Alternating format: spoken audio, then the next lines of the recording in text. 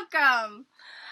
This is Emily Goes. My pronouns are she, her, and I want to welcome everyone to Converse and Celebrate with Asian Artists. I hope everyone watching is healthy and safe, and I hope everyone here tonight is healthy and safe and even happy if that is on your agenda. On behalf of the Collegiate Association for Artists of Color, I'm so excited to have this full, beautiful, ugly, if need be, graceful, and honest bi-directional conversation with Allison Bautista, Tuânminh Do, Molly Hurley, Lauren Huynh, Caroline Lim, and Neeta Thadani, artists of all different backgrounds and histories and disciplines. Very honored and very beautiful. Before we jump into the panel, I'd like to start with a land acknowledgement of all of our respective locations, because every space, every institution, every piece of land that you walk on in the United States, in what we know as the United States, is stolen lands from indigenous people and cultivated from the bloods of slavery. Everyone here today is on the lands of the Lenape, the Kumeyaay, and the Kickapoo. I'd also like to acknowledge that we are in this virtual space, and colonization is also embedded into our technology and the structures we use to connect with one another, and that disproportionately affects indigenous communities. So thank you for joining me in that space and that acknowledgement. And for those of you who are watching today, if you're unaware of the lands that you currently occupy, feel free to Google it, and I'll give you the link. It's native-land.ca. Review the land acknowledgements there and reconsider ways you can decolonize the narrative in your own time. Thank you, thank you, thank you. It's very important. So I'd love to now introduce our panelists today. We are stacked, folks. We're stacked. I'll start off with Allison. Allison Bautista is 20 years old, studying graphic design at DePaul University. Shout out to Paul. Her art is inspired by her personal values of diversity and inclusivity. When she's not designing, she dabbles in photography, drawing, and community care. Her mission statement is to design a better future. Thank you, Allison. How you doing? Feel free to unmute yourself and say hello to the audience. Hey y'all, I'm doing good. Yay! Up next, we have Ming. Tuânminh Do's mission is to engage in a continuous disruption of the captivity system through storytelling and the celebration of ancient liberty. It sounds like we are in the midst of some excellence here. How are you doing? Hi. Hey, everyone. Hi, Emily. Thank you for having me. Thank you for being here. Next, we have Molly Hurley. Molly Hurley is a Wagner Fellow. Is that how you pronounce it, Wagner? Is a Wagner Fellow from Rice University, Nuclear Program Fellow with the Prospect Hill Foundation, and the Fellowship Association with Beyond the Bomb. Broadly speaking, she spends her time as a Wagner Fellow studying peace and the societal impacts of nuclear weapons. Recently, she's been focusing on the visual arts as a medium for instigating social change, particularly on nuclear weapons issues, by helping to share the stories of those most affected. I will say from my personal self that Molly is doing the thing. It's brilliant work, such a beautiful intellectual here today. So happy that you're here, Molly. How are you? Oh my gosh, thank you so much for all of your praise and everything. I'm super excited to be here. This entire panel is so stacked. It's gonna go really well. So I'm so honored to be included with all these other like really amazing creatives of color. Thank you. Next we have Lauren, my girl. Lauren Huynh graduated last week, last Saturday, literally, with a BFA in ballet and modern dance, as well as a minor in general business at Texas Christian University. Lauren is currently an apprentice with Bruce Wood Dance. Lauren was the president of the Alpha chapter of Chi Tau Epsilon Dance Honor Society. Again, I'm sorry for this. Is it pronounced Chi? It's Kai, but it's not that big of a deal. Don't worry about it. So it's all good. I knew I needed to clarify. Is the chapter of Chi Tau Epsilon Dance Honor Society, was the inclusion chair of Zeta Tau Alpha, is the research assistant for Ascend Pan Asian Leaders, and is the Midwest Events Director for the Collegiate Association for Artists of Color. We work in tandem, you know.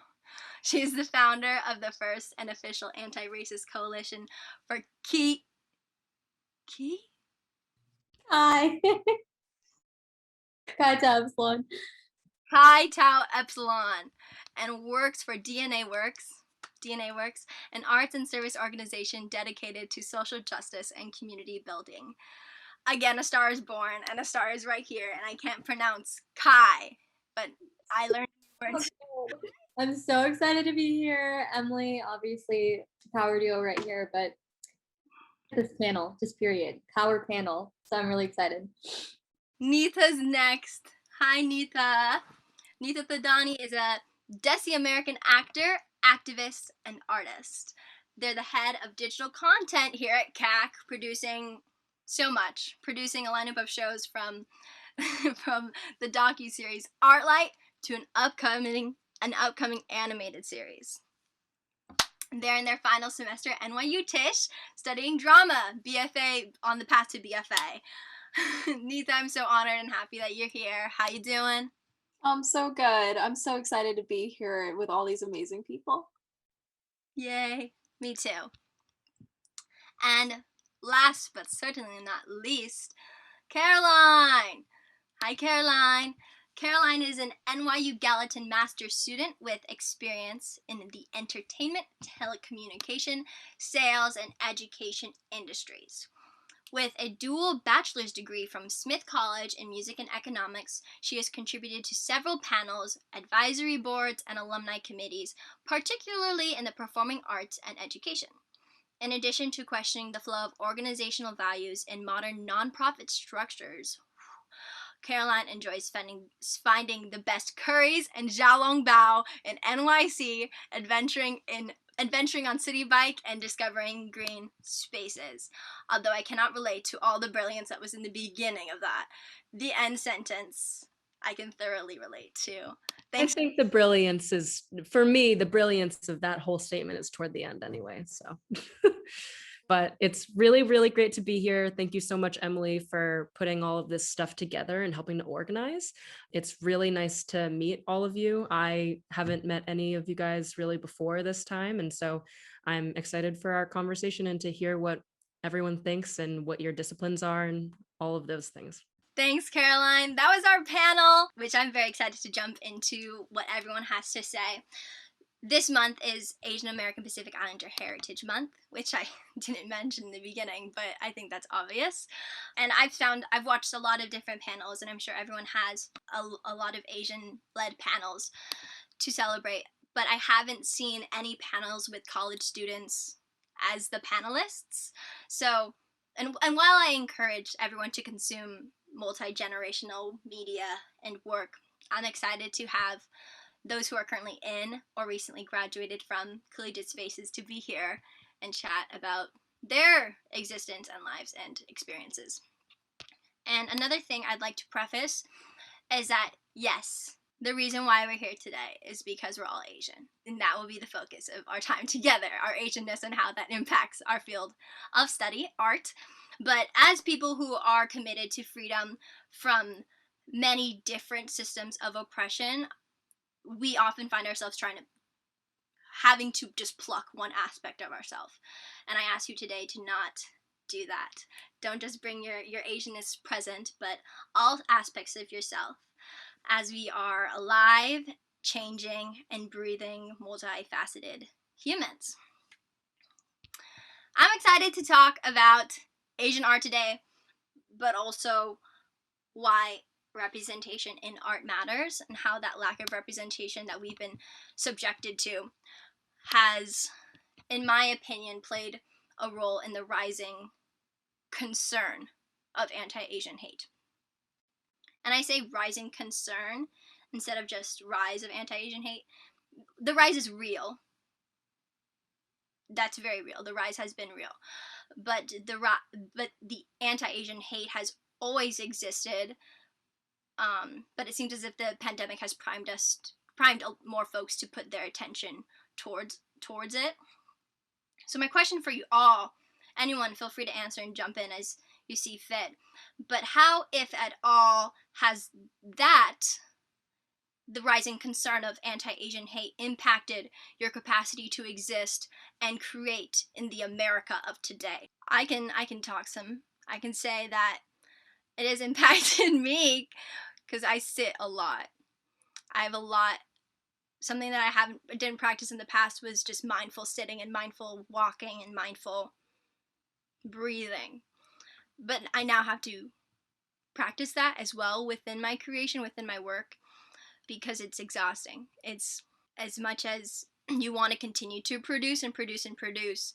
And I'm sure the institutions that we're all confined within don't allow for that healing to happen.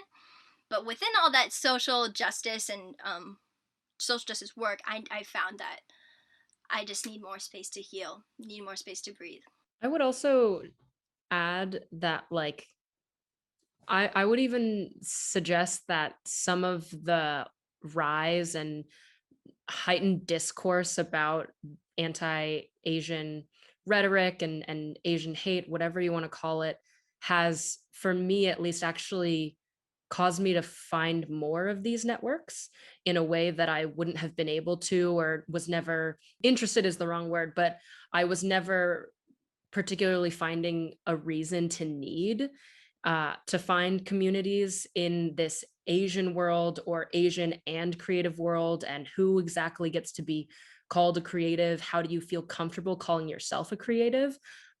Like, asking myself all of these questions, I don't think that I've really gotten to that point until a lot of things started brewing with the pandemic and the idea of, especially in America, this anti-Asian and anti-Chinese rhetoric very specifically. And so I guess, to kind of answer your question in a reverse way, I think that it's actually helped in a sense, in like one aspect, to cause a bunch of people to come together in a way that they wouldn't have before. Definitely. Yeah, and I can build off of that too. I think the most significant impact is that there is this kind of synergy between what's happening politically right now and just side effects of the pandemic that's making my current work as a person born in China and now living in America. Although I am a U.S. citizen, I was adopted and everything. I've been naturalized. But I do a lot of my activist work focused on nuclear weapons issues, and there are 9 countries in the world that possess nuclear weapons, 2 of which are the US and China.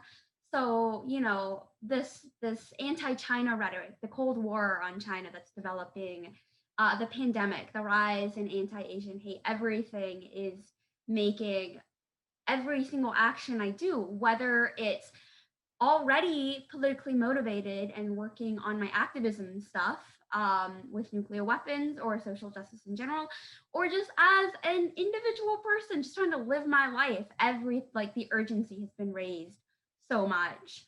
And I think it's just, as I continue to grow up, and then probably definitely a product of the era that I'm growing up in and everything, I'm just realizing more and more and more how little nuance there is in the world and in the conversations that people have out there and I speak with very specific regard to everything China related. This passionate hate for the Chinese Communist Party, and whether or not you support communism, leftism, the CCP, whatever, that is all bleeding over into the racism that I suffer as a Chinese American, and then everyone else suffers as just tangentially Asian under this umbrella term of Asian and everything. And it's so more than anything, just the urgency of the work that I do and that I think all of us on this panel are doing has been heightened so much. Mm-hmm. Unlike whiteness,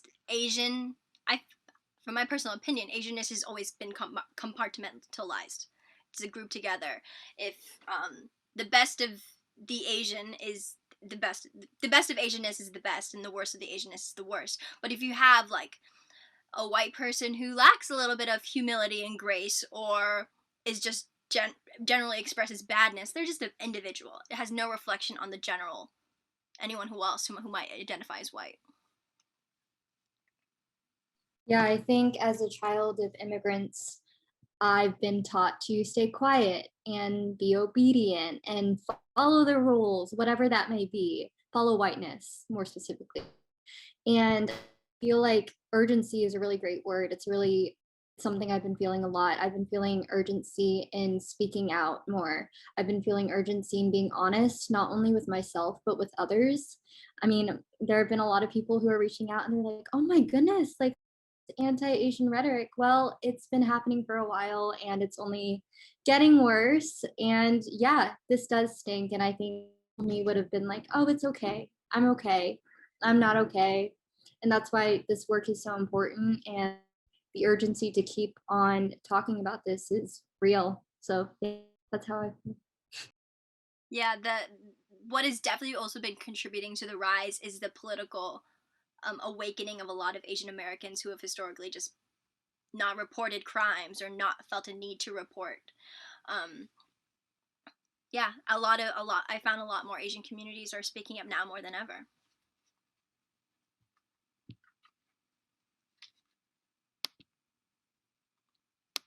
Anyone else have thoughts on that question? I think, well,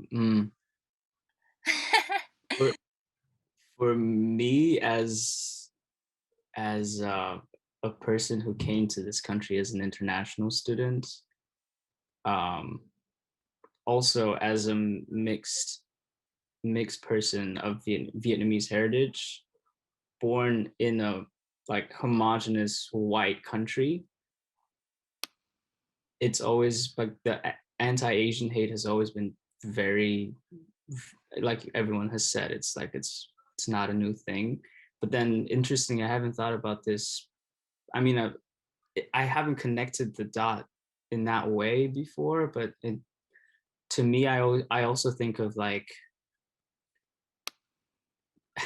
I'm trying to figure out what I'm trying to connect, but basically in ways, I don't know if you call it anti-Asian hate, but I think of it like if I look at my shoes and I know they're made in Vietnam, I'm like, there's something there. It's so many layers that you can connect to that in terms of like the comments that kids will make about like where things are made and why it's cheaper there, and sort of the imperialistic nature that US and Western countries hold that then impact media representation, and that reinforces stereotypes and then allows for more hate to continue. And then like specifically for now, I feel like nothing's changed really, except for the like I feel more of an expectation of like non-Asian people for me to say something, which is interesting, you know. Yeah, as opposed to like, yeah, that's all. Like, wow, that expectation, which I think it's interesting, but I think for me, I found most freedom in creating things with joy. Yeah. I think another thing that I would add to that, the whole idea of like, I have to speak up and I have to say something in the right way, is also goes back to like the original heart of what your question was, of how is all of this stuff changing the way that you guys create.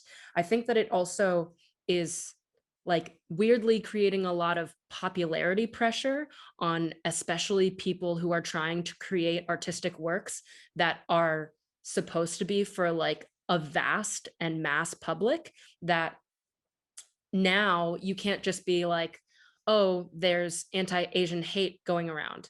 Like, you have to find a more artful way to say that. There's already all of these prejudices that I think are starting to pop up in either, like, you could say scholarly context and academic context, but I would even, get to the point where in media and like things in like the New York Times and the Post and Fox, like there are all of these different places that are starting to kind of overuse these different terms that start to then take on weird meanings. Like, there's a portion of me that, as we're all having these discussions, as we're saying the words anti-Asian hate or like negative Asian rhetoric, whatever, I agree with them and I understand what they mean, but there's almost a point where a side of me goes, but is there a better way to say this that is like more accurate, that hasn't already had someone's hands and mind and words taken it and misconstrued it in a different kind of way?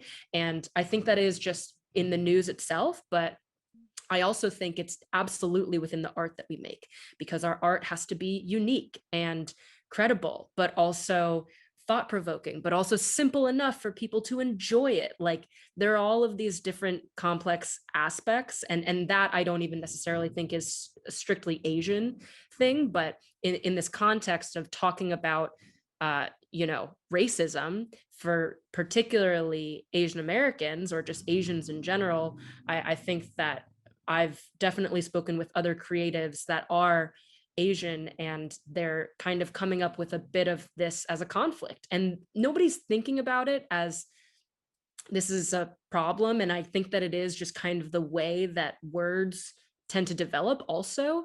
But I think that that is definitely something that has been affected, that the way that we need to create always needs to be more and more, it needs to be ahead of the times, which as always, but especially in the context of how we talk about the way that Asians and Asian Americans are treated at this time in our art. You made a great point about words, because words are very powerful, but they're also, the words are very powerful and the biggest source of miscommunication. And oftentimes you don't have the luxury of using other words that people could understand. Well, I'd love to ask Allison a question and focus. Oh, Molly, I saw you. I just want to also really quick comment off the thing about words too, is that I've had extensive conversations with some of my other Asian friends about the very specific words that we're using on social media to talk about what's happening to Asian Americans right now in America, where it is like hashtag stop AAPI hate. We refer all to it as hate, and like hate is this word that is like very individualistic. Like, it's the one white person who's just full of hate. It's not the systemic, institutionalized, historical thing embedded in the very culture of America, like racism is. So like, and like, I use a hashtag too, because we go with it, because that's what's gonna like get stuff to trend. But like, why do Asians, when stuff happens to us, I'm sorry, I don't want to phrase it like that because I don't want it to come off anti-Black. It's not like in oppression games. I want to focus just on Asians. But why are we using the term hate as if it's, this few bad apples and this white population in America that's just, they hate Asians? When really, where does the hate come from? It comes from this institutionalized, systemic racism. And it's being perpetuated by all of this like very violent and aggressive rhetoric around China. And like Democrats and Biden and everyone will be all stop AAPI hate, Asians are American too.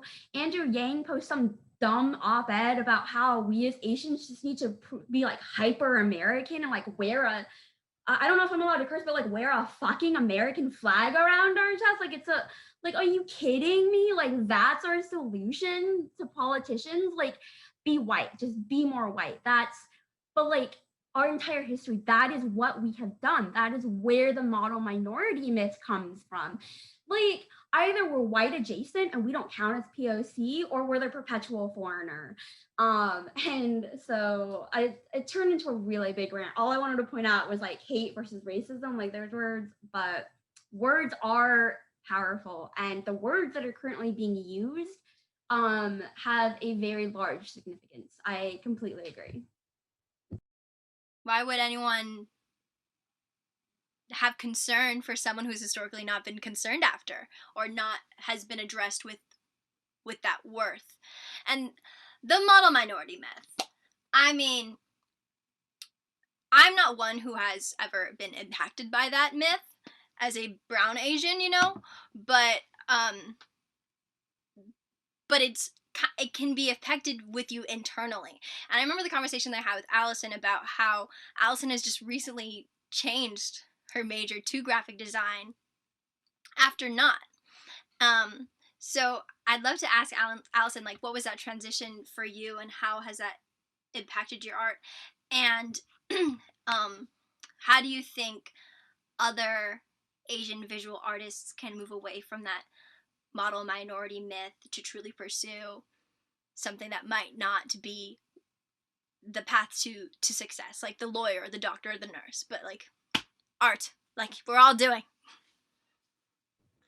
Yeah, so the model minority myth is like emphasized like myth, but it was something that was very internalized with me. So I had like, I don't know, I was like a high school senior and I had all the pressures of like, you have to go to college. You have to do something that is considered practical, because we're put under these stereotypes that like, as Asians, we're hardworking, we're docile, we're like all these things. And like, it's very harmful because a lot of Asian Americans that I know are creative folk. They're very creative, but they don't pursue what they want to. And me, that's exactly what happened to me. So I decided, okay, I'm going to be a marketing major. I think that's very practical. I think that's the creative side of the business world, like whatever. I went into it not what I expected at all. And for me, creating has always been something that has come naturally. It's something that's always been fun, has brought me joy. So I went this whole year, and I was telling Emily about this. I went this whole year and I did it okay until I failed one class. It was like this accounting class, and it was like I was like so like in shock because I worked really hard and I was like, I've never failed anything in my life. Like it was all these expectations that that I have been put under, which is like a common theme within Asian American identity, right? So then I kind of took that as a sign to be like, hey, like maybe this isn't for me. And I remember I was so terrified to admit that or even call myself an artist because it wasn't practical. And I had to like talk to my parents about it because I was very much like, oh, I need their approval. Like I'm under these like pressures again.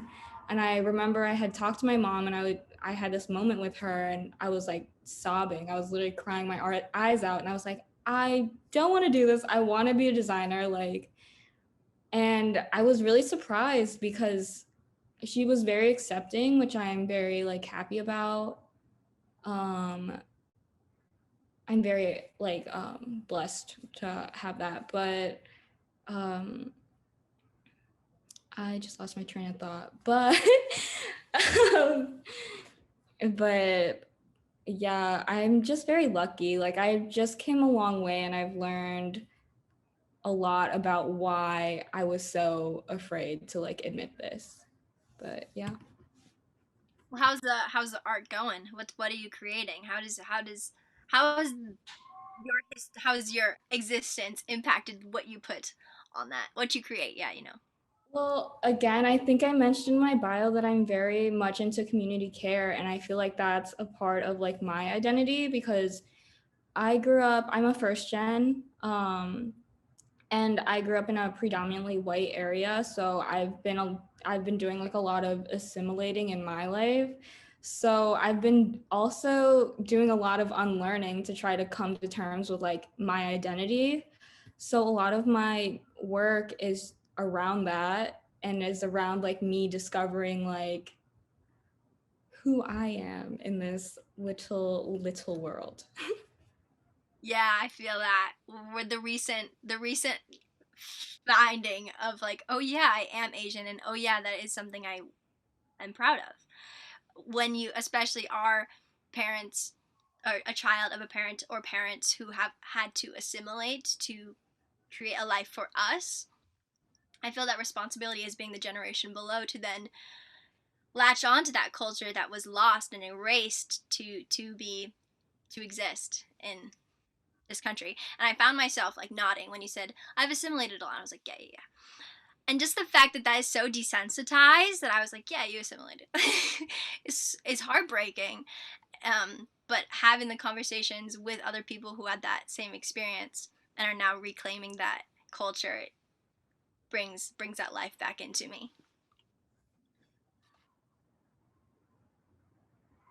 I'm wondering I'm wondering about y'all and like your experiences and if we have any like parallels, which I don't know. Yeah. Sorry, I've talked a lot already. If you want to go first, Neeta, and then I'll go.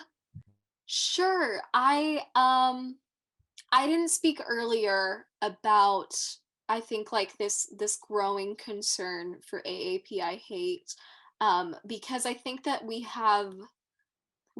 all have to like live under this umbrella, and I think it is both like our greatest asset and also like the hardest thing we have to work through together is like how do we find community with each other, um and make sure that like everyone feels represented and is fed, um because it's so weird, right? Like when something comes out about like one of us, we all have to speak about it and like hold each other, but also like I don't want to take from like someone else's grief and pain that they are processing.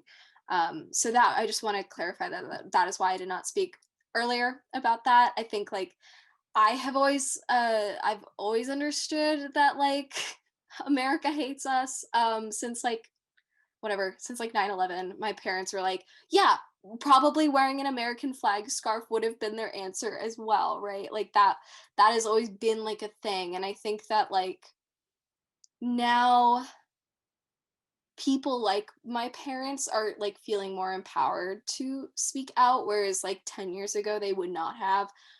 On what you were talking about, Allison, sorry, I totally like derailed that. But Allison, what you're talking about is like having to like deprogram yourself from like assimilating to either like what society has put on you or like what you felt that your parents had. And it took me like it took me like my whole life to convince my parents to let me be an actor, for like I don't know, for so long. And I think like I'm graduating and I think they finally get it. But I took a break. I went to community college in between high school and NYU to like get into NYU to like prove to my parents that like this is something I could do. And I just like trained for 2 years to like get in, and like show them. And then now that I'm here, I think something you talked about was like the fear around calling yourself an artist. Like I'll be in rooms, I'll be in rehearsal rooms, or I'll be in a class like getting up to perform. And I'm like so afraid. It's almost like I don't even give myself the opportunity to succeed. Like while I'm there, when I like fought for years and years and years to like get to this moment, I'm still like so scared. And I don't really know what that's about. I I think it's because we just never got to see ourselves in any of these fields, in anything that we're doing.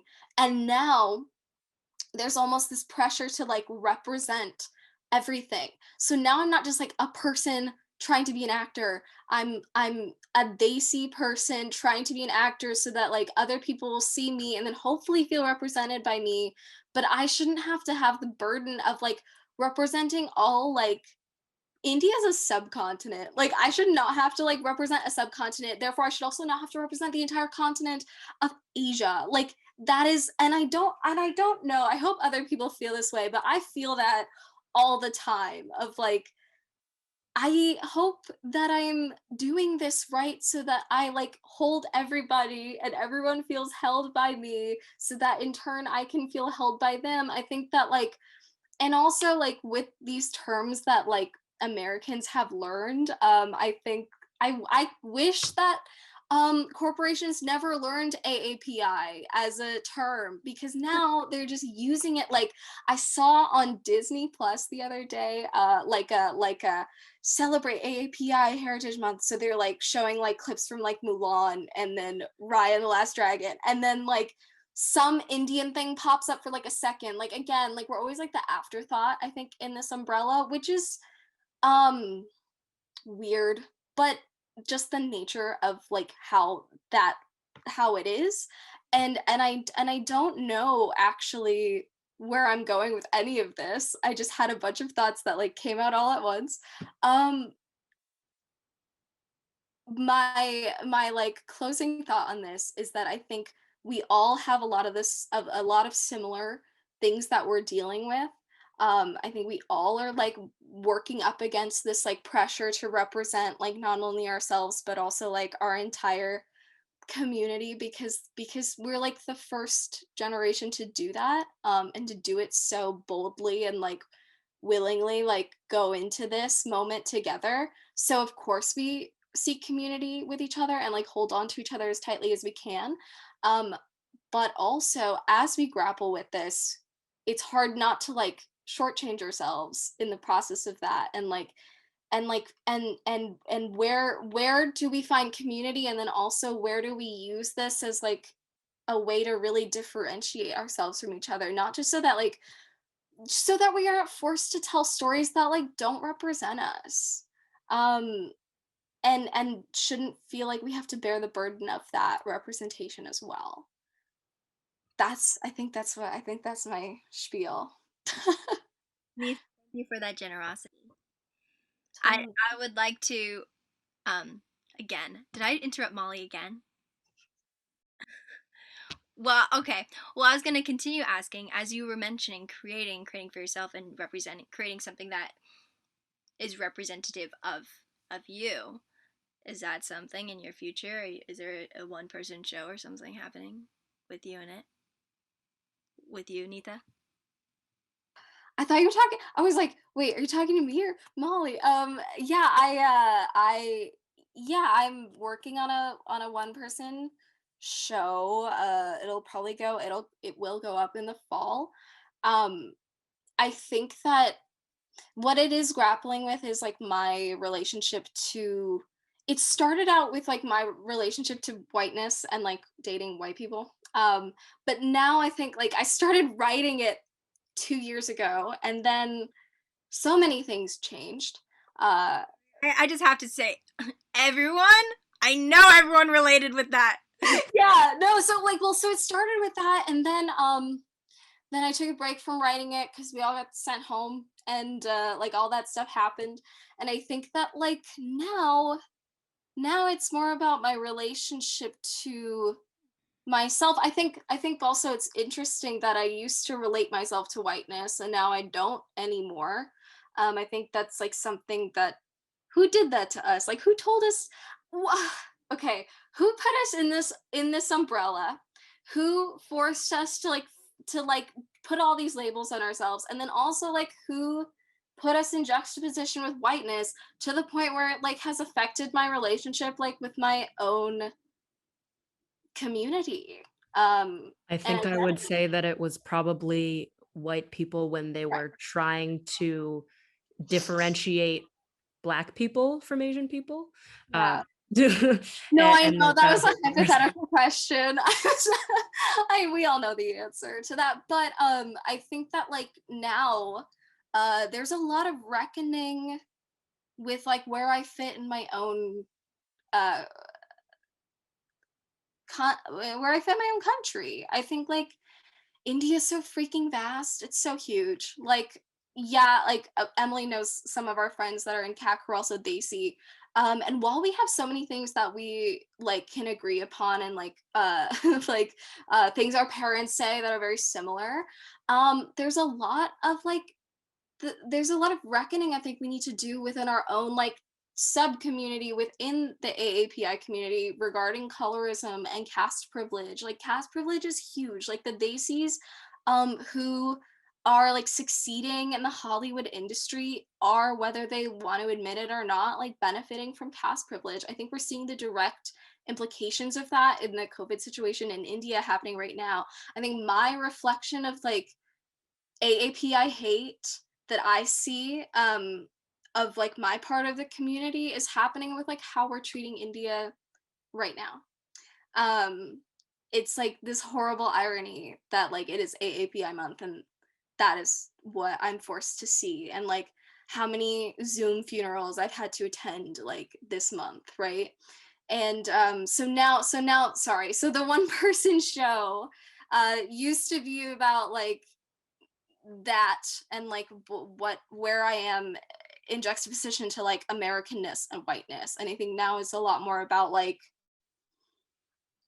how we retrace our ancestry, and if it's even possible, and if it's not, like how do we create our own ancestry for ourselves to like survive. I feel like I need something to hold on to. So that's what I'm trying to investigate with that. I'm excited. I'm excited to see more. And I'll ask another performer who I know, creator, who's actively representing themselves in the art that they create.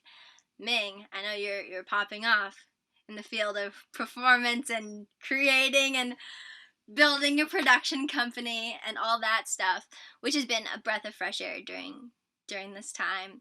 And you've recently popped off since graduating and entering OPT. And how has doing all this, like, how has becoming a multifaceted artist in a concrete manner changed the way, if at all, you approach your art?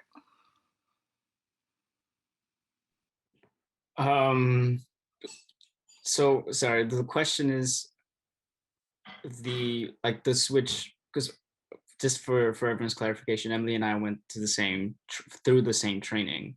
So the question is like, why the drift from NSB, or No, just wondering if since learning the other outlets of art and pursuing other outlets, how has that impacted your overall view of yourself as an artist? Gotcha. Okay. I think if any, it just feels way more natural in many ways. I Not to derail, but I had some just thoughts and of just everything that Neeta was saying in general. It just started popping up, like going back to. I'm just thinking of Americanness as a construct in general. I think even in this panel, so many of us can trace our ancestry to other countries, which not everyone in America can or does, and there's different reflections of that, which I think that's also such a huge interesting part, because then like I literally was born and raised in another country, so but like is it either first generation, second generation? There's so much connection to other countries, which then also put you in this weird position of like, now I have to speak about another country that I have relation to, but I was maybe sort of visited or lived in for a few years. But like, so I think that offers for a lot of deconstruction of this idea of America to begin with, which is why it's so dangerous for the white structure, because then that would mean they have to reevaluate and showcase their un-Americanness. That's that. But Fire. what I think it just it's been very freeing, because yeah, there's the art, and I think also going back to what Alice and Neeta's been saying about identifying as an artist, that word has not been created for us. It's been stolen in many ways from us. And because I think even about like Allison, when you're talking about, or Neeta, when you're saying we haven't seen ourselves do the things that we want to do. And that's precisely because it's been taken, and we do see it. It's just masquerading as a white person behind the scenes in front of the camera. I'm thinking of like Marvel's Asian. Any sort of fight scene, if you look at choreographers, who is it? That's our stuff. And in this case, I'm going to claim us as a huge people, so that no matter, I mean, you feel empowered because there is so little. But like, that's just one example. Or I just, hold on, I Googled the name because I forgot. Tyrus Wong, who was the illustrator for Bambi.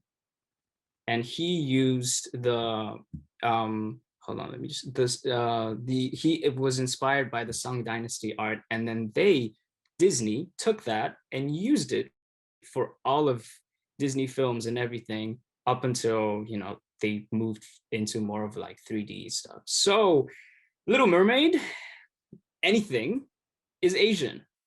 Thank you. So, I mean, going back to, you know, multi-platform, multifaceted, I think it's freeing because it lets me personally shift away from like what an actor's supposed to look like, what a director's supposed to look like, as I sort of figure out my own understanding of where I fit in. And I knew, because I studied theater, and most of the things we would do is, you know, performing on stage. Most of the things that I got to be in, my family could never see because they're just far away. And then I realized, okay, I need to change this, because the main thing, the main people that, I mean, literally the people that got me here and supported me throughout my artistry is my family. And I want them to see what I'm doing because I like to see them smile. So yeah, and then realizing that, you know, throughout our classes, the material I would get and also the things that I would be auditioning for are the things that are just wrong, and I don't want to do them. And they wouldn't make me smile, they wouldn't make my family smile. So why would I do it? You know? It's that's just like the simple answer for it. And yeah. I think you're really serving as a pioneer. A pioneer. Oh God, what a white word, you know. But for lack of a better word, I can't think of a better word. For people who look up to you, because I think that you're not only creating for yourself, but you're creating platforms for artists, for Asian artists and any artist to be like, wow, I could do that too. Thank you. I mean, hopefully, hopefully. Only from a personal level. Okay. I mean, that's definitely ultimately a mission of mine. Mission. I don't know if that's a good word, but words are very powerful. But if ultimately someone can see my face and go, that's great, I want to do that. Perfect. That's all. That is a wealthy statement right there. On the topic of school and being morphed by school and whatnot, I'd love to talk to Caroline for a second, because you did undergrad and now you're doing your graduate program at NYU Gallatin. What was your journey to getting there, and with the mind that you currently have, how is that relationship to academia? What's your relationship to academia and what you're studying? Yeah. So in terms of like, how did I get to that position of like, first of all, going to grad school, which is something that we were kind of discussing before we even started the panel, like, how do you decide you want to go to grad school? And then how do you decide what exactly you even want to study? For me personally, I graduated from Smith. Then after that, I was in the workforce for about 3 years and like tried a bunch of different things that did not have to do with art per se, and were in like drastically different fields that wouldn't normally make sense for the kinds of things that I thought that I was interested in. And I did that to ensure that what I thought that I was interested was actually what I was interested in.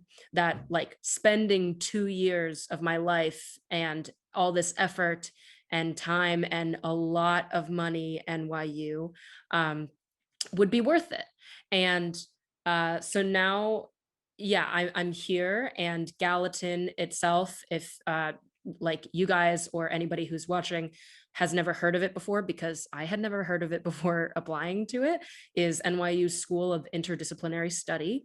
And so you go in there to kind of just like design your own thing, and it isn't necessarily you know, structured with a particular core curriculum of things outside of like just general kind of like a liberal arts education and a social understanding about the way that culture forms and works and how you exist inside of culture. They kind of want you to be a well-rounded human being, but other than that, like go into a bunch of different NYU schools and put together what makes sense for you. And so in terms of how that has kind of developed for me in my art, I actually think that it's made me a better academic and person and like citizen of the world than I've ever been before, because I'm starting to, you know, frankly learn about all of this stuff that I should have known a long time ago, but nobody ever talks about. The way that the education system works in the US, but also just around the world. Like, I'm not even necessarily just talking financially anymore, which already is a problem in the US in comparison to other countries, but the kinds of things that are prioritized in many education systems throughout the world are, you know, as we continue to talk, they're selected by somebody. Who are they selected by? Who makes the decision? Why do they make the decision that this is more important than that?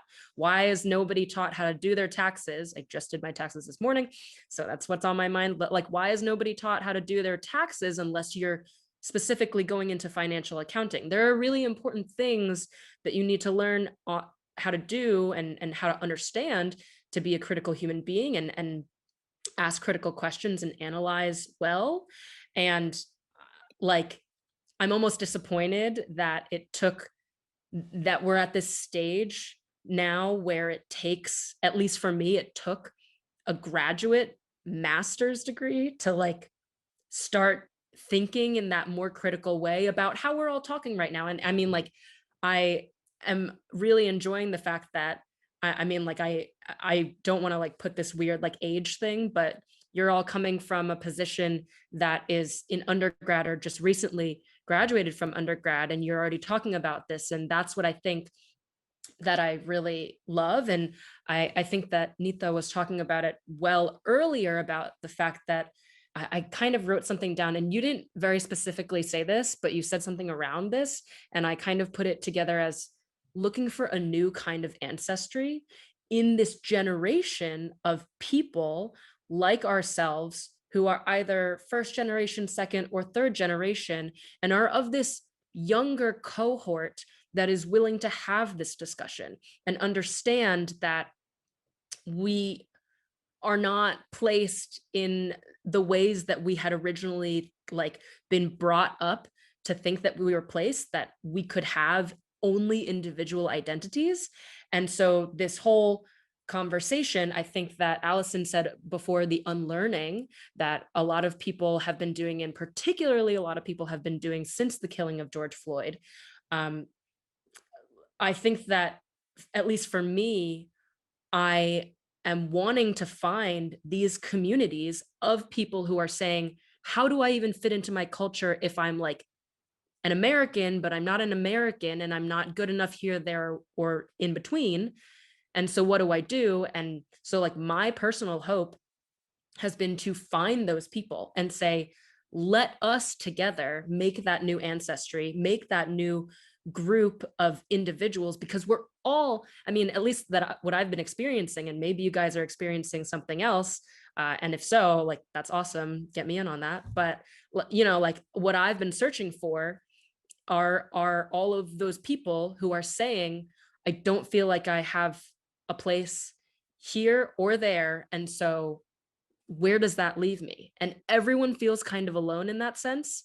And so for me, if there's anything that I hope to do with like my art, and like my art is like weirdly both art and business, to go back to that thing.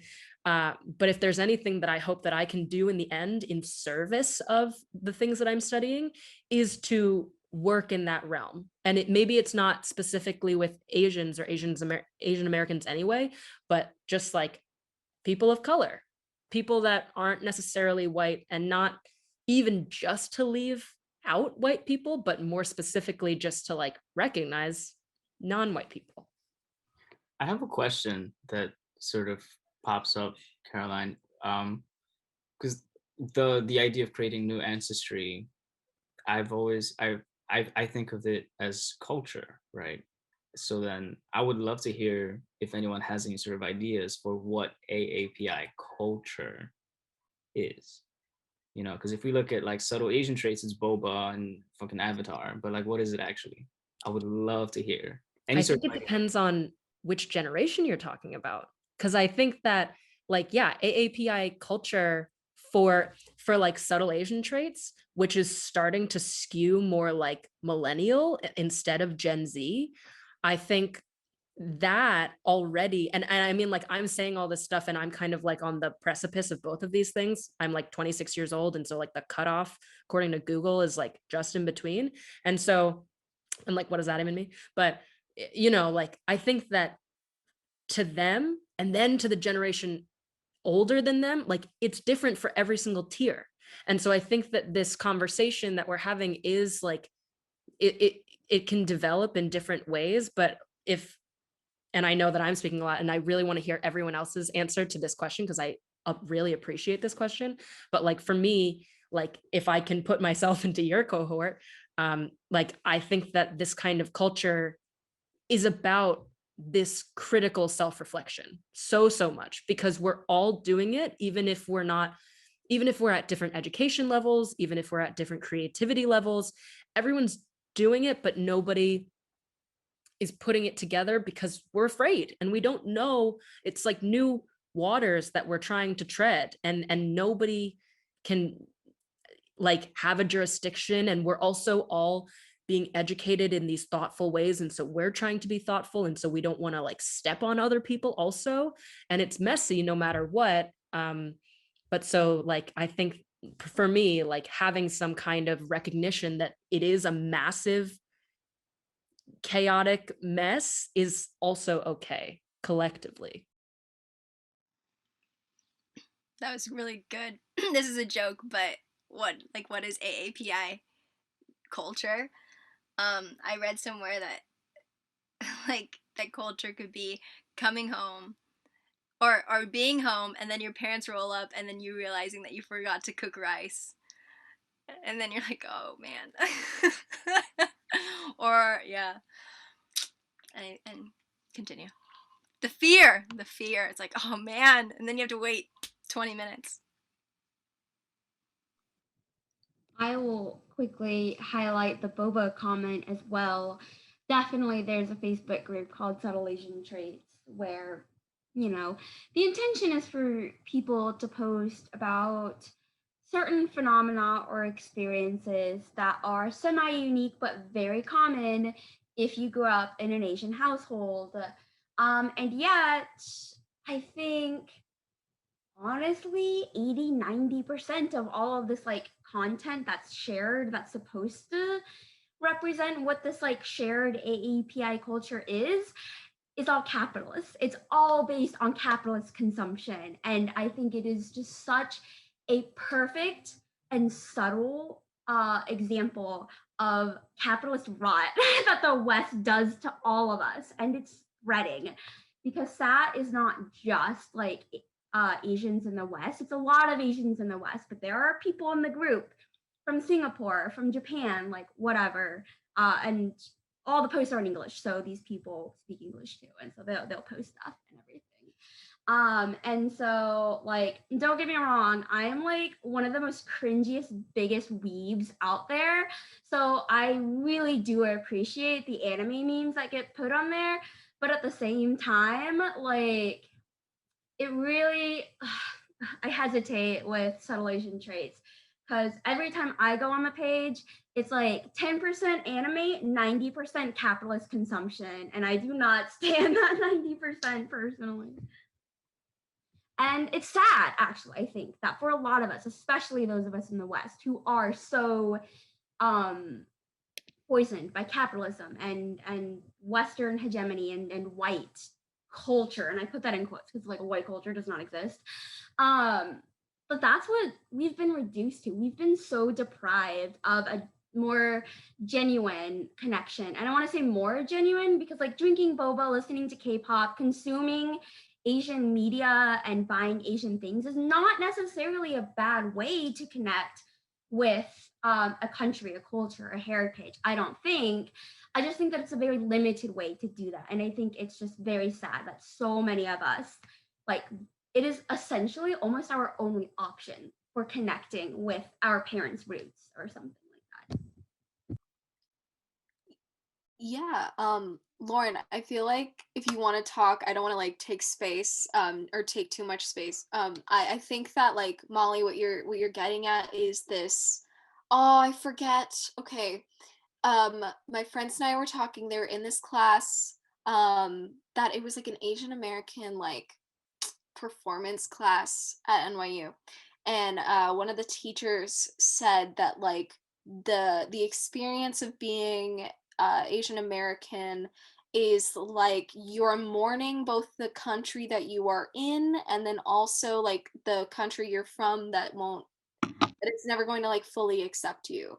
I think that like, which is so painful, and I don't want to say that like that is what AAPI culture is, because it's not all of it. And I think that like even when we're pointing at subtle Asian traits, belonging but not belonging, yeah, I think when we're pointing at those things, like for me it's like watching like Hindi films is like but knowing that like yes, that is also rooted in capitalism, it's also rooted in colorism and caste privilege and all of those things, but it is a tangible, it's like one of the only tangible things that I can point to and like use as basis for why I'm valuable as a human, to like show to like other kids or like other people, like right, like we somehow always have to prove that like we are like worthy of our of art. Like I have to, like white people ask me about Bollywood movies all the time, and I have to like explain that like it is an art form that is worthy of consumption, which is gross that we have to like base our value off of that. But I think that what Caroline is talking about and like this idea of like building a new ancestry, because like when I go back to India, like people know I'm not from there. They look at me and they're like, that's an American. And I'm like, I don't want to be an American. And I don't want to like give off American vibes, because that just like feels like it's like rooted in whiteness and like assimilation.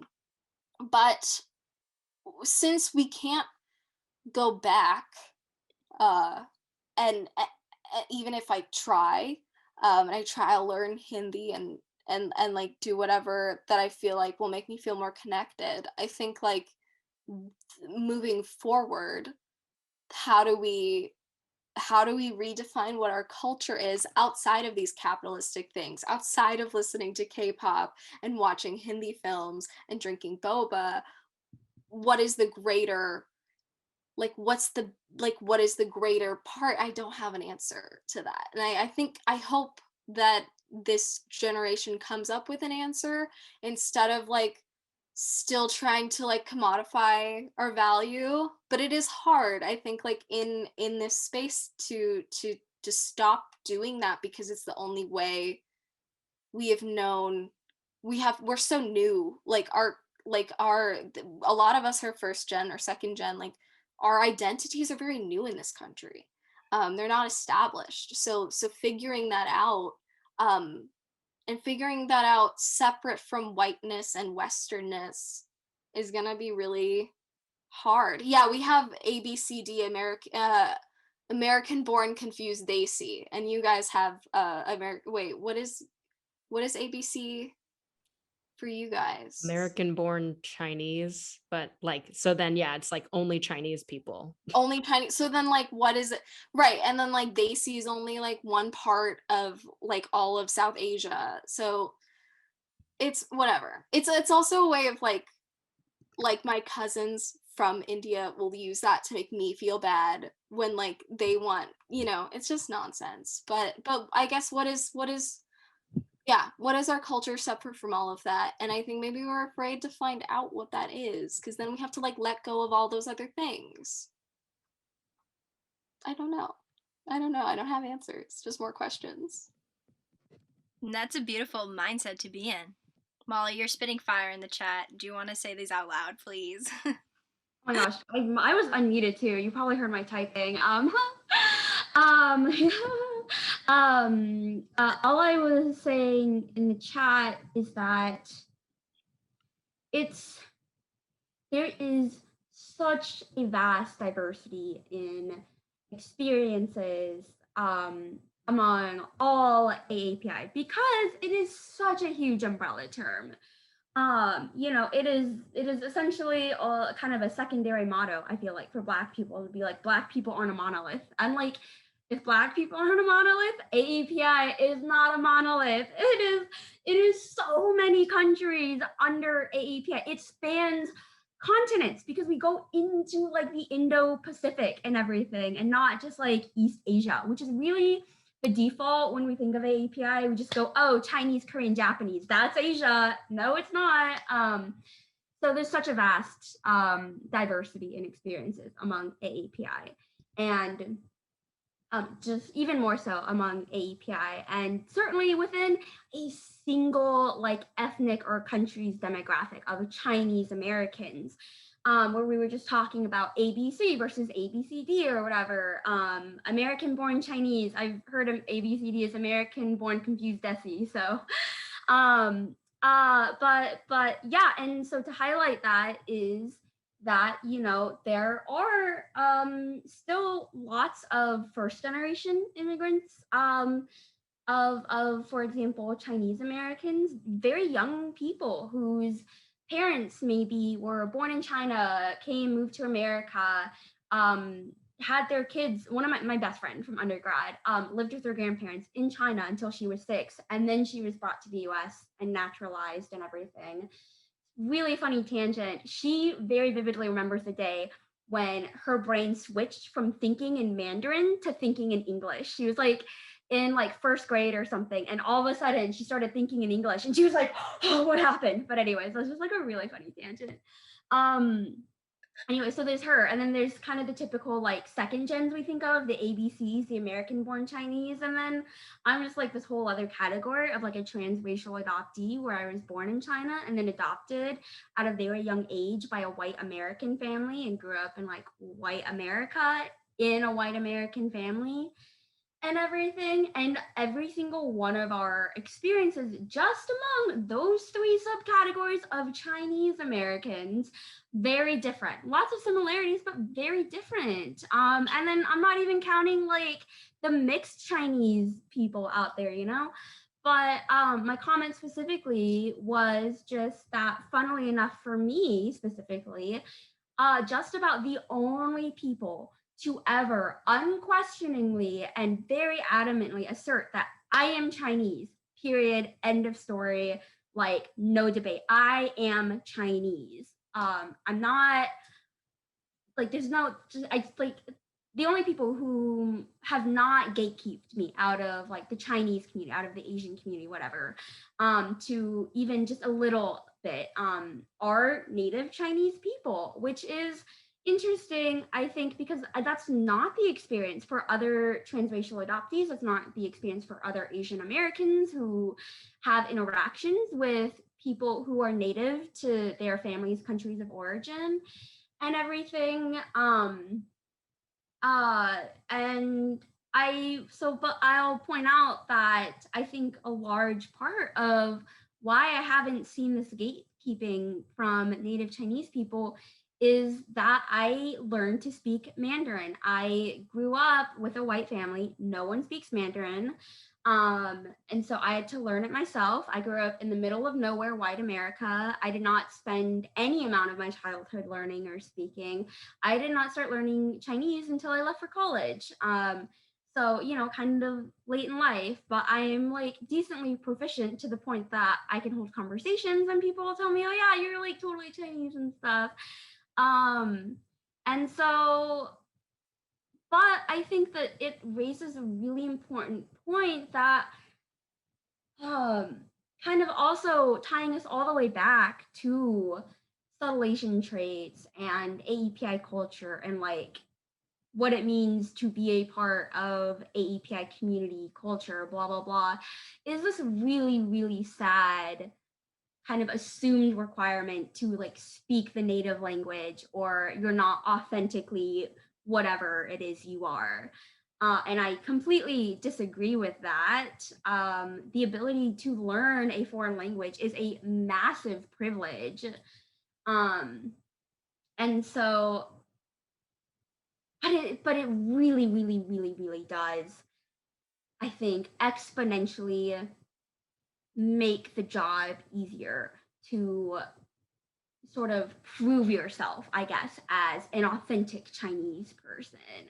But it's bullshit that that you almost have to do that in a way, which is also why, kind of going all the way back, I don't want to shit on subtle Asian traits too much for people centering their Asian identities on boba and K-pop, because again, it's just so sad that this is what we've been reduced to, that this is like our only options almost for connecting and feeling valid as a person of color, as an Asian person, or what have you. Yeah, you can take what you get until you create more. I'll ask Lauren, what does AAPI mean to you? I mean, yeah, we're beyond boba. And I think a lot of times, I think this is a product of what white people do to us, but they like to box us into other us later. They like to find heuristics like boba, anime, like y'all were saying, to hold that against us until they want to either abuse, just like utilize all of our media, or say that's weird, like that's another way to like discriminate or oppress us and things like that. And no one ever really asks us about what we've gone through, about our lived experiences. We're all talking about like what makes AAPI culture, and we're all making these jokes that I don't think they would understand, white people would understand, because they don't ask us about these lived experiences that really define who we are as Asians, Asian Americans, however you identify. And it's taken me a long time to even understand like what does my culture mean to me and how does that inform my art, if that makes any sense. I don't know if I'm answering the question. There are so many thoughts going on in my head right now. Y'all brought up so many things that I've just now started thinking. So sorry. That wasn't very good. Let anything loose. I want to hear about your dancing. How does dancing make you feel? That's a good question. I think someone said this earlier, but before college, I think I was asking myself, what do I need? I was asking myself the whats. I was asking myself, what do I need to do to fit into these spaces? What do I need to do to get to this place of success that my parents have always talked about?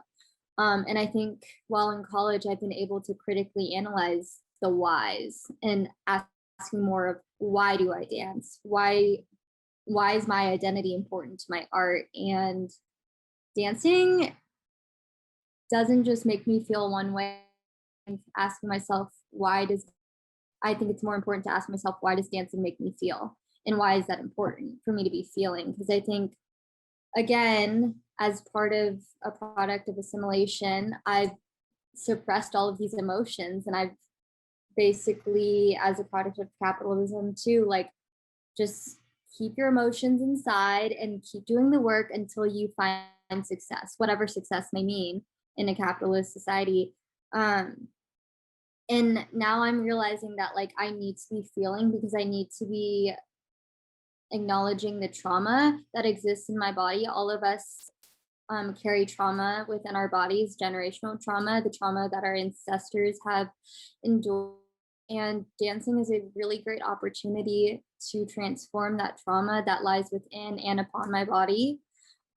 Dancing is a really great way to reclaim spaces, to also take up spaces that weren't inherently built for me.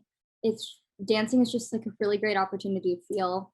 And I think there's so much liberation that comes with that, because I don't think I've seen that yet from any of us. And we're all talking about representation, how important that is.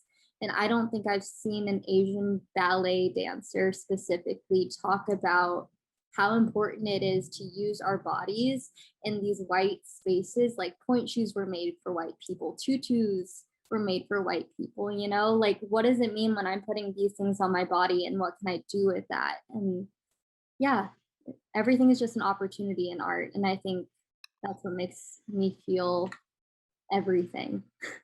I just want to continue to feel. That's very generous, and you do it so beautifully. And I think what you were saying at the end of how does it feel to not be shown for so long, to not be seen for so long, even by yourself, but then having that curtain pulled back and shown in your full entirety, that vulnerability, but also that responsibility. I wish that for everyone to not compartmentalize themselves or commodify for a certain reason, certain aspects, but to show it all in your entirety. Allison, do you have any thoughts on what AAPI means to you? Well, I've just been thinking about how we were talking about how all of our identities are kind of like this umbrella term and very much like clumped together. And I was thinking about, there's just so many thoughts, like everyone's bringing up so many good points that I'm like, oh my God. But I was thinking about what Molly had said about language, and it had brought up like a memory for me, at least, that, and I was also thinking about how we were like what does it, I'm just very much questioning my identity right now. Like what does it mean to be like Asian American, but then like having to represent this like continent but not be from this continent. And I was just thinking about this memory that when I went to the Philippines for the first time since I was like 5, I was like 18 years old, so it was like 2 years ago, I think. I don't speak Tagalog like very well or at all. So I would just in this very American sense, like, oh, I'll go over there, speak English, like they'll get me, you know? But when I had got there, I had this tito, and he was like, oh, like only the pretty girls know how to speak Tagalog. Like that's what makes you beautiful. And I just keep thinking about that. And I just keep thinking about that. Like it keeps replaying in my head, and I'm thinking about AAPI and the what is it? Like what I'm still thinking, what is it to me? I don't have any answers, but just questions. I feel that. No Tagalog here. No Tagalog here. But yeah, belonging, but not belonging keeps on running through my head.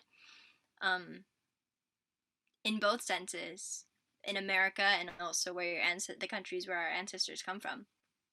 I'd like to just offer one more question for everyone to answer at their pace.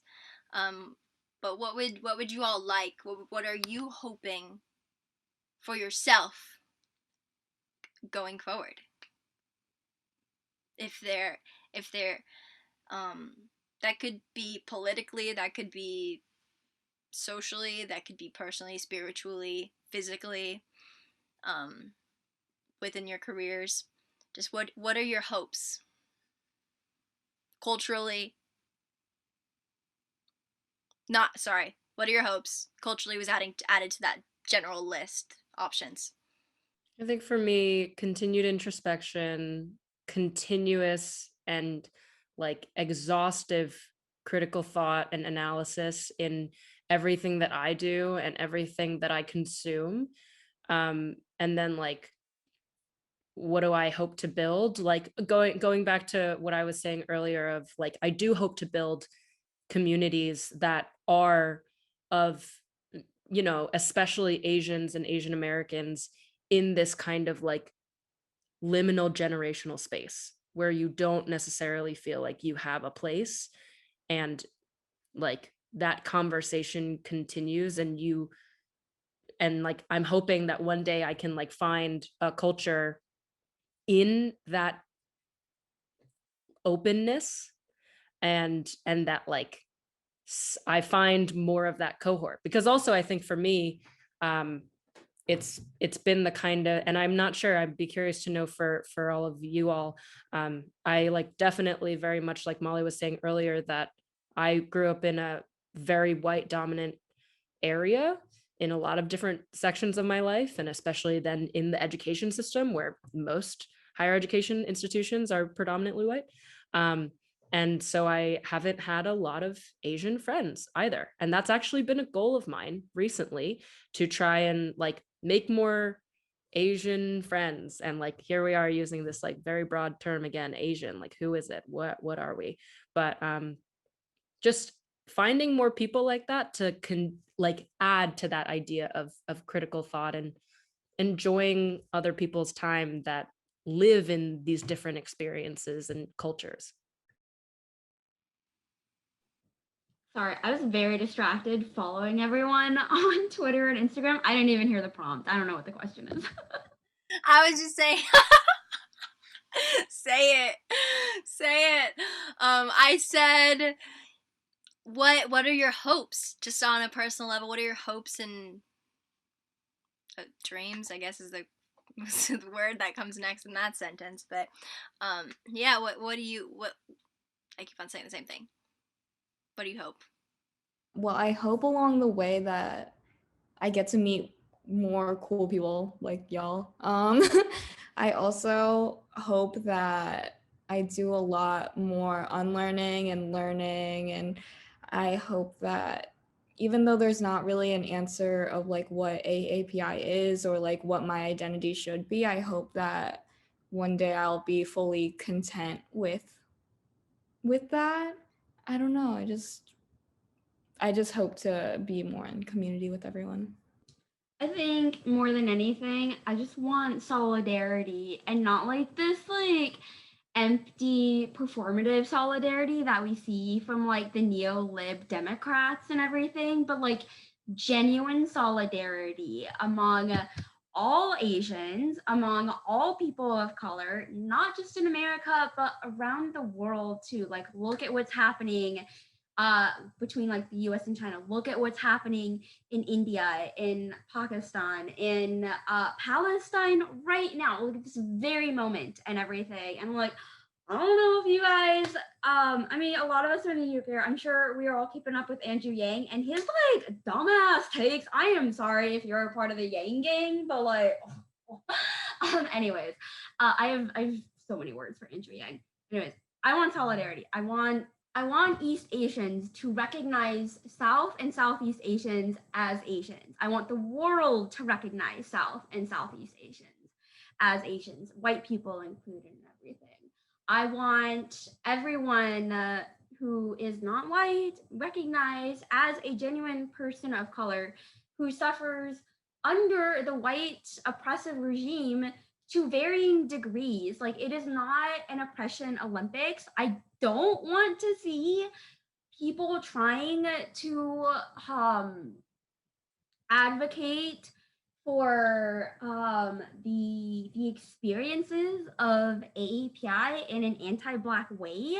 Like a recent vivid example is when there was that like whole thing with like SNL when some new cast member used like the CHINK word to refer to Chinese people, that slur, and then I saw too many prominent Asians on my timelines being like, you know, if he had said the N word, like people would be reacting more. Like, it is not oppression Olympics. We do not need that anti-Blackness in order to advocate for AAPI. Excuse me. So I want to see an end to that. Like, and I want global solidarity. Like I do not care what you think about the CCP, but if we're gonna be like anti-CCP and like be all pro-democracy and stuff and like pro-democracy in Hong Kong, like show some solidarity. Don't just don't okay, I'm sorry. I'm going off on like all of my soapboxes right now. Cuz like this is like off record, but like okay, the protests in Hong Kong are so imperialist and neoliberal, and like you can support democracy in Hong Kong, but like if you're gonna do that, like be principled about it, like follow through and support, like be like anti-police brutality and support democracy in our own fucking country for Black people too, and for Palestine too. Okay, like you don't just stop at Hong Kong because it's really convenient way to be like anti-China and like knock China down a peg so that the US can maintain its hegemony. Again, I'm sorry, I just like got off on like one of my biggest soapboxes. I just want solidarity.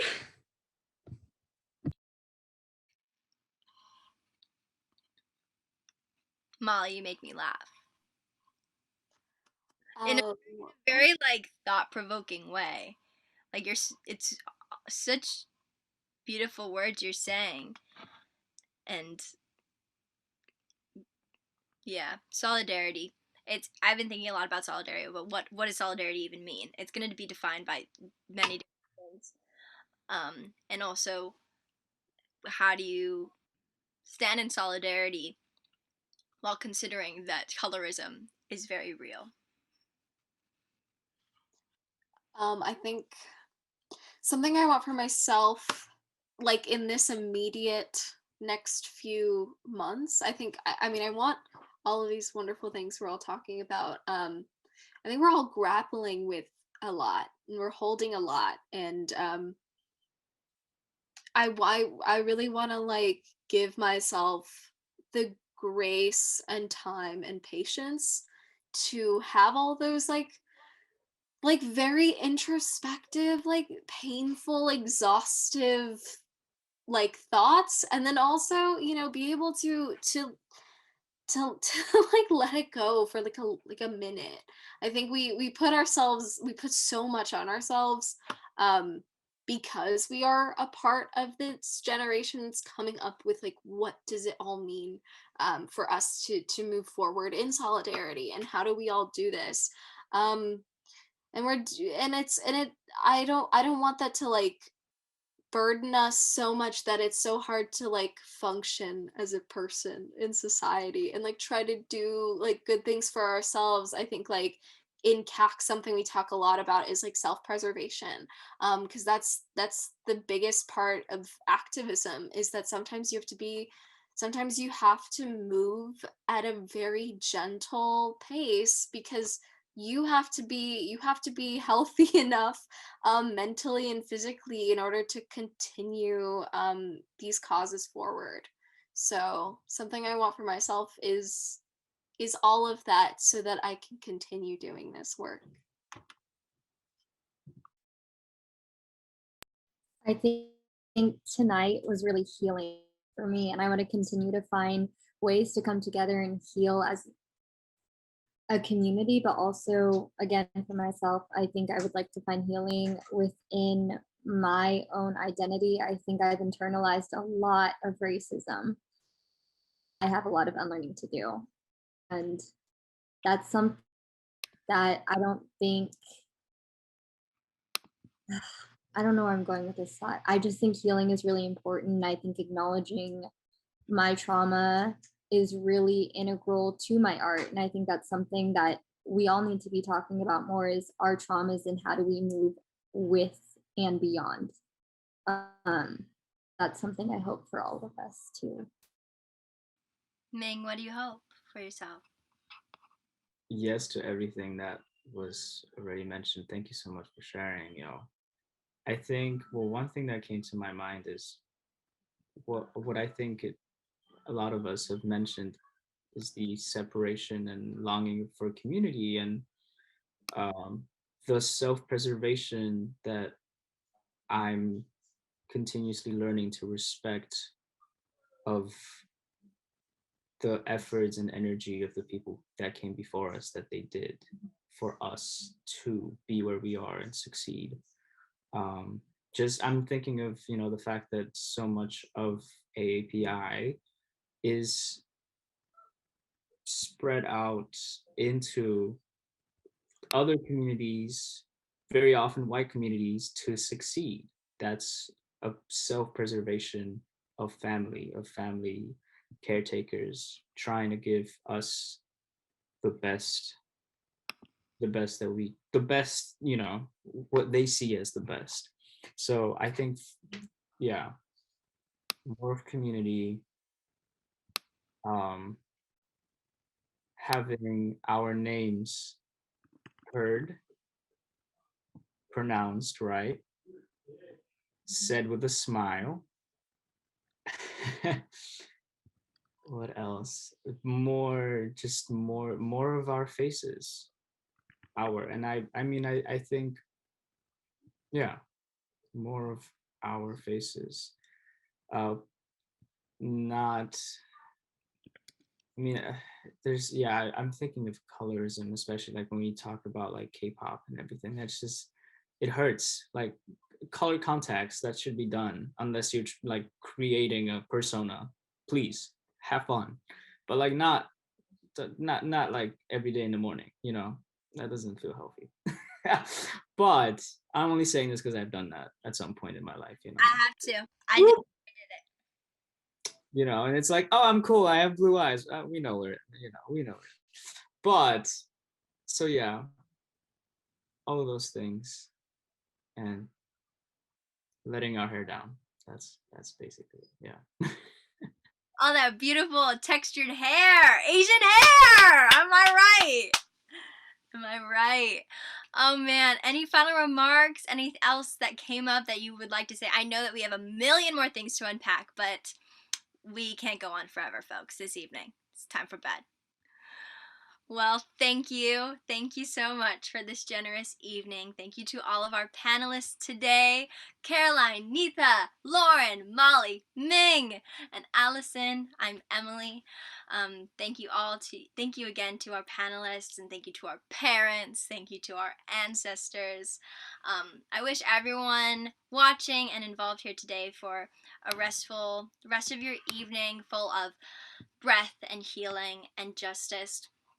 So many brilliant words were said today, and I hope that we continue to reckon with them and continue to decolonize them more and more, and continue to see how we can act in solidarity with all of our sisters, brothers, and siblings of color and not, But happy Asian American Pacific Islander Heritage Month. Lots of love to you all. Bye, folks out there.